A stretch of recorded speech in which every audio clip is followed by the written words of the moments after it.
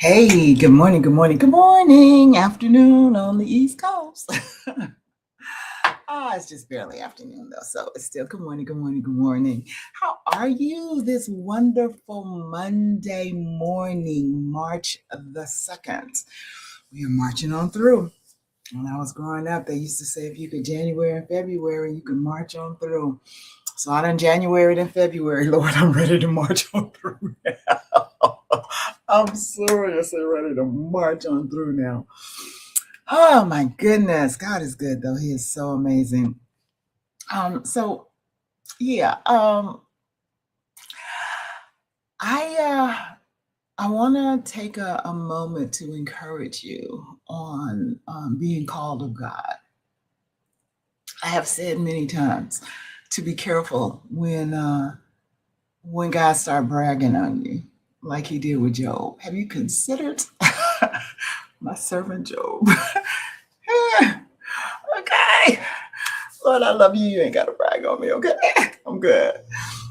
But also I'm thinking about and I'm seeing my pastor yesterday was talking about being called, being called. And as I thought about that and being called, I thought about, hold on, I'm trying to get this ring wrong. Thank you. What did I write? Oh, okay. So, I am that revelatory person. As the messages are going forth, I am that one that I'm writing the notes that he's telling us to write, but then I'm also writing what I'm hearing.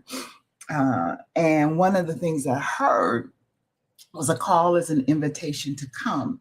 When your name is called, it is your time and your term. Okay. So I went back and we were thinking about Peter. And I'm always pointing out, and it was really a bless my heart because Apostle did the same thing yesterday. He pointed out this very, very valuable piece, of information that is found in Matthew 14, 28 through 31. Remember the story. The apostles are out on the Sea of Galilee. So, and what I found out was it's only 7 miles wide. So they were out in the middle of it. Jesus had went up to pray, told them to go on ahead of him after they had fed the multitudes. And they went out and they encountered this huge storm. Jesus is up in the mountain praying, but he's aware of what's going on with his disciples, with his babies down there on that water. And so he comes out of the mountain and he starts walking on the water. He's walking on the storm. I want you to get a visual of this. If you need to close your eyes and envision, do that. But get a visual. He's walking on the storm, on the water. They're in the boat. They're panicking. They're scared, right? And then they see his form, they see him, and then now they really panic because now is it a ghost? Like we're in this storm, the stuff is crazy. Do I see spirits now? What is going on, right? Peter, my boy Peter. I love Peter. I know Peter's crazy, Peter's bold. I guess that's why I love him. But anyway, Peter says, Lord, if that is you, he recognized, but he wants to make sure that it is. Lord, if that is you, bid me come. Straight out. Invite me to come. Call me to come, if that is you. All right? And he did. All he said was one word, come. And Peter stepped out and walked on water until he looked down and realized the storm had not ceased. The storm was still raging, the waves were still billowing, and he panicked when he saw the waves were still moving. Now, here's what I want you to take note of right here. Peter didn't say, Lord, calm the storm and then bid me to come. Peter didn't say, make the water still and then invite me to come. He just said, if it's you, call me. Call me. And Jesus did. And Jesus did not calm the waves. He did not still the storm before he called him. He said, come. So my question to you is, will you answer the call in the midst of the swirling of the waves, in the midst of the storm?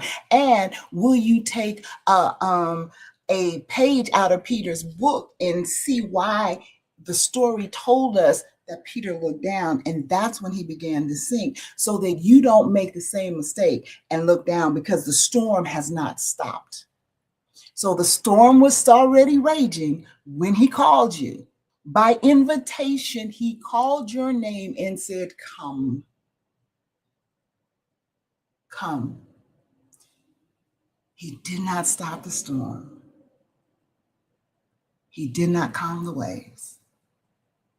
So don't take your eyes off of him to focus on the storm that you may be currently in. Keep your focus on him. He's given you the invitation to come and to do the miraculous, to walk on the waters, even in the midst of the storm. So that's my encouragement to you today. You can still walk on the water.